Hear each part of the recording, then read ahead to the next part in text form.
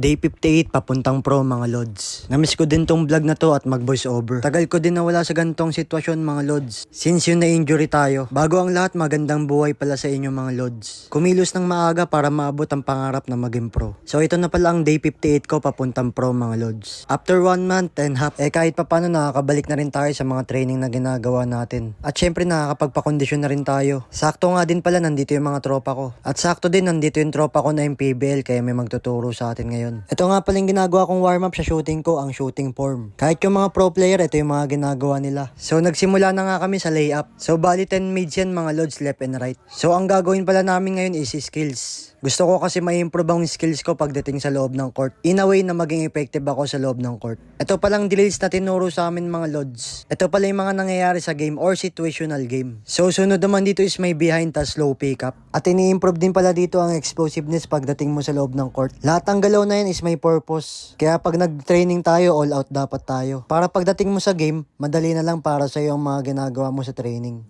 Kasi iniisip mo na madali na lang sa akin to dahil ginawa ko na pala to sa training. Or yung tinatawag na advantage. Madami pang kulang sa akin. Oo, inaamin ko yun. Pero dahil sa ginagawa kong ensayo, unti-unti ko mabibuild yung weaknesses ko at yung mga kulang para sa sarili ko. Sabi nga nila 1% better everyday. So dito pala sa ensayo na to mga lods, marami din akong kasabay. At yung nagtuturo sa amin is sumasabay din sa ensayo namin. Sabi nila, ba't ka training ng training wala ka namang liga? Sabi ko sa sarili ko, okay lang na walang liga at least may training. Kasi ang mindset ko is, what if may dumating na opportunity at hindi handa yung sarili mo o yung katawan mo para sa ganung sitwasyon? At ngayon, mahalaga talaga ang ensayo mga lods. Para if ever na may dumating na opportunity sa'yo, at least makakasabay ka. At higit sa lahat, magagawa mo yung mga papagawa sa'yo ng mga coaches. Ang dami kong daldal, no? By the way, maraming salamat nga pala sa panonood ng video ko mga lods. Hopefully na nag-enjoy kayo at na-inspire kayo sa mga ginagawa ko. So, yun lang naman. God bless you all, mga lods.